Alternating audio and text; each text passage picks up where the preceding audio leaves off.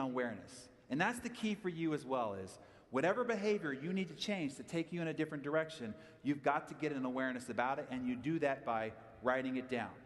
Behavior repeated become habits, and this is ultimately the crux of the issue.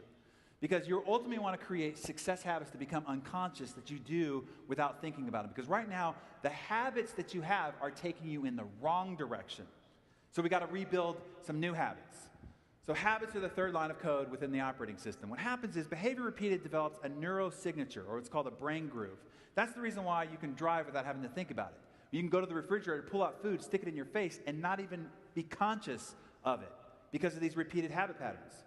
And habits start out like cobwebs and then become thick as cables when you try to change them.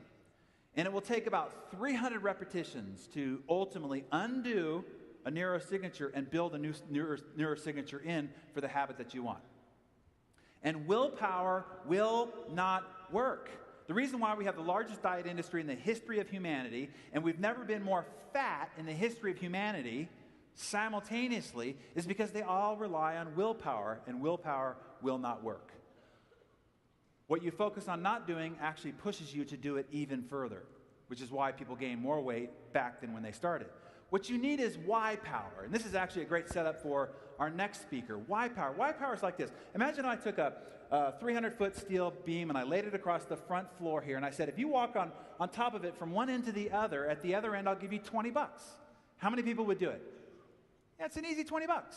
Now what if I took that 300-foot beam and I put it atop two 100-story buildings, and the wind is whipping and the birds won't even go that high and you're in the clouds?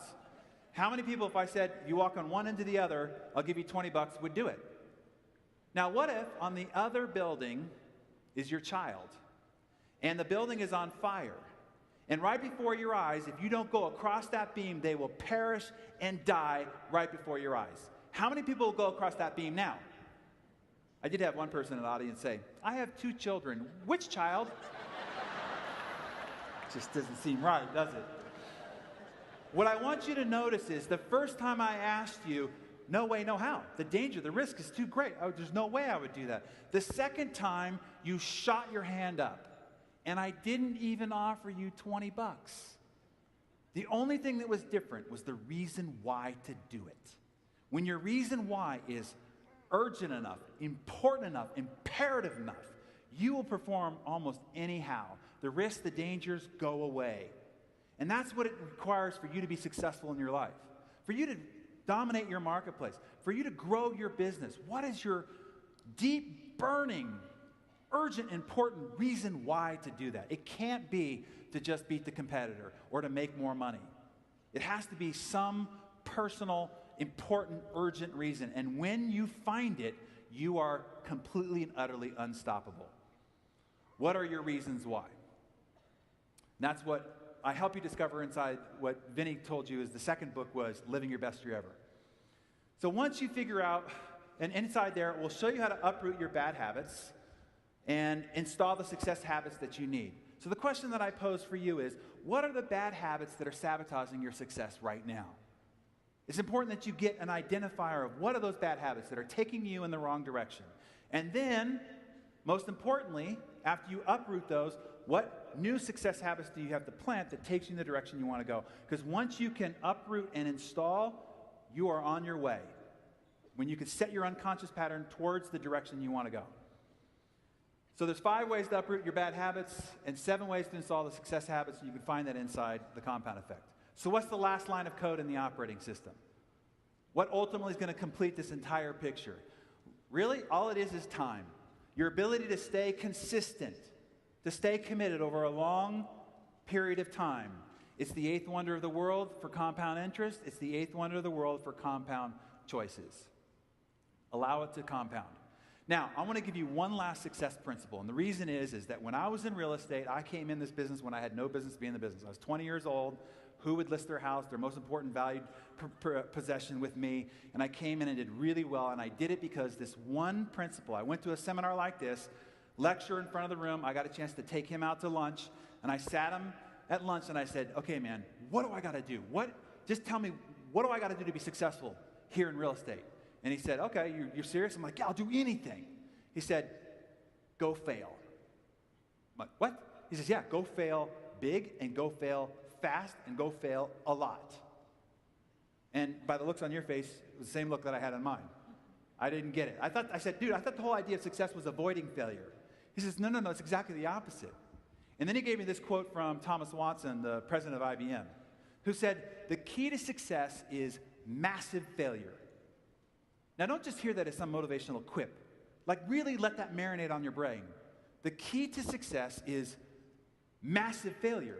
The key to success is massive failure. So I still didn't get it. So he wrote out this little analogy. This is what I want to pass on to you. He said, life is like a pendulum. And on one side of the pendulum is success, happiness, wealth, and joy. And on the other side of the pendulum is rejection, defeat, sadness. He said, if you just stand still, you won't experience any defeat, sadness, and you won't experience any success or joy. So you ultimately have to move amongst people. You can't live under a bridge. So what most people end up doing, they end up finding this little comfort zone. They're only willing to experience so much rejection, so much defeat, so much sadness, so they only experience so much love, so much joy, and so much success. And this ends up becoming what is defined as one's comfort zone. He said, look, you can't push the pendulum on the side of success.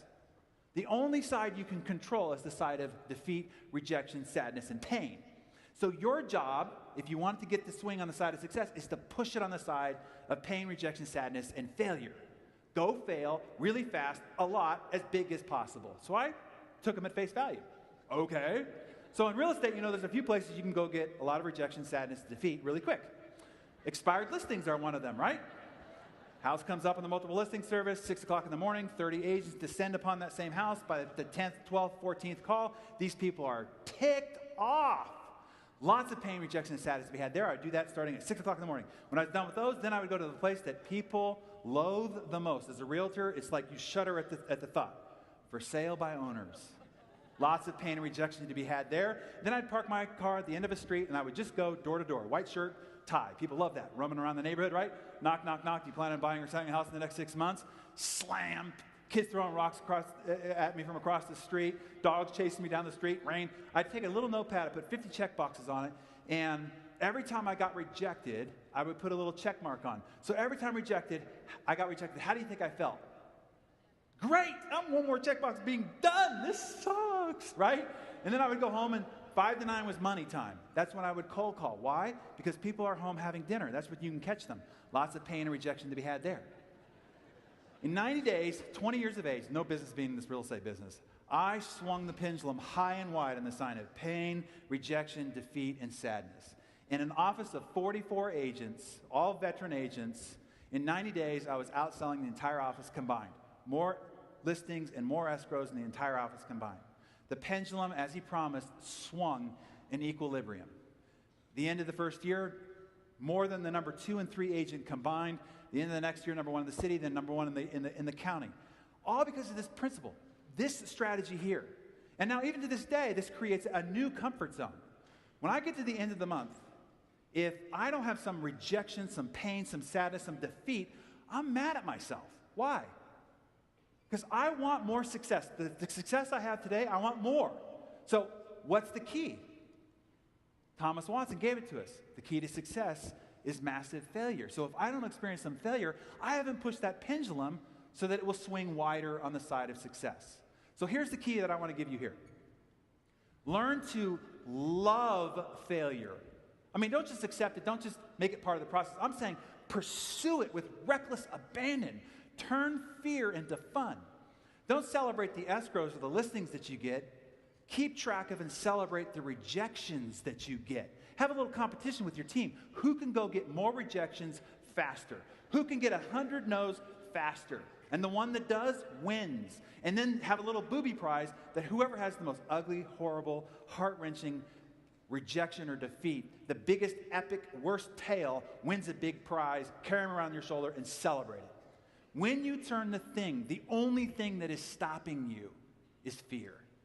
And when you turn fear into fun, the whole release of your potential is wide open.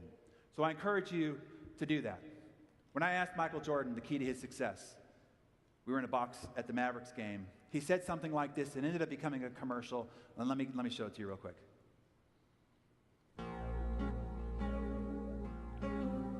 I've missed more than 9,000 shots in my career. I've lost almost 300 games. 26 times I've been trusted to take the game-winning shot and missed. I've failed over and over and over again in my life. And that is why I succeed. I've failed over and over and over again in my life, and that's why I succeed. And that is why you will succeed as well. Here's another giant failure. Richard Branson, some of the most epic public flameouts you can imagine. Remember Virgin Cola, the tank down Madison Avenue was going to take over the cola industry? Bankrupt. Remember when he dressed up in drag to take over the bridal industry? Failed, right? But this is his motto. He says, screw it. Let's do it. If you fall flat on your face, pick yourself up and try again. Eleanor Roosevelt put it this way: do something every day that scares you. If you want to monitor one thing, at the end of the day, say, how many things did I do today that scared me? And the more you accumulate, the more the pendulum will swing on the side of success. And lastly, I just want today to be the day. Today. You've heard it before. You've made attempts at it before. But today, finally draw a line in the sand of the kind of choices that you're going to make to change the trajectory of your life. And sort of see your new goal, whatever it is, as this giant mountain in life. And here's what's going to happen. As you start to climb up, and you're climbing this mountain, people who will come out of the woodwork and go, oh, why don't you just join us for happy hour? Oh, just have a little bit over here. Oh, you don't have to be at the office. You just come over here. Oh, you don't have to go to that meeting. And you're going to have to look them in the eye and say, you see that mountain? I'm going to the top. And you're going to climb up a little bit further, and other people who, have your best interests at heart and say, you're just working too much, and, there's other things in life, and they're going to try to solicit the weakest part of your nature, and you're going to have to look them in the eye and say, I'm going to the top. More people, as you get higher and higher, the attention and the naysayers become more and more voluminous, and you're going to have to look them in the eye and say, you see that? You're either going to see me waving from the top or laying dead on the side. I am not coming back. And when you can have that sense of resolve, this I will do it or I will die trying, nothing will shake my will and fortitude to get to the top. Then one day, you actually will be waving and maybe appearing on the cover of Success Magazine. Thank you all very much. It's been a great joy. Thank you for having me here. Thank you guys.